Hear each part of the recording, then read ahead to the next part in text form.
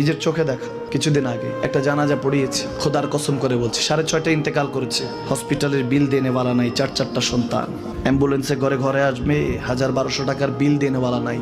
কি বুঝলেন? ক্ষণস্থায়ী দুনিয়া। মুমিনের কম থাকলেও আমি বলি, কেউ যদি এসে বলে হুজুর একটু দোয়া করেন, খুব পেরেশানিতে আছি, আমি তার হাত চুমু খেয়ে বলি তোমাকে মোবারকবাদ, আল্লাহ তোমাকে ভালোবাসে। পেরেশানি তো মালিক দেয়, এই জন্য এটা রহমত মুমিনের জন্য। পেরেশানি দেয় যখন ফেরেশতারা বলে আল্লাহ চাইতেছে টাকা পয়সা চাইতেছে, বলে এটা কি? বলে ফাসেক, দে বিদায় কর। তার চাওয়া চেয়ে বিরক্ত লাগে, বিদায় কর, কি লাগে দে। মুমিন যখন চাইতে থাকে আল্লাহ আমাকে কিছু লাগবে, যখন একটু করে চায় আমার মাটাকে সুস্থ করে দাও, বাবাটাকে আল্লাহ আমার স্ত্রীকে, আমার আমাকে একটু তৌফিক দাও, চাইতে থাকে মুমিন। আল্লাহ বলে যখন ফেরেশতারা দেখে মুমিন চাচ্ছে, দেরি করতে পারে না, তাড়াতাড়ি খাজানা নিয়ে দিতে নেবে, আল্লাহ বলে রাখোস না, এত তাড়াহুড়া কিসের? তার চাওয়ার মধ্যে তো প্রেম আছে, একটু চাইতে দেস না। থাকুক না মুমিন আর একটু পেরেশান, থাকুক না, থাকতে দেস না।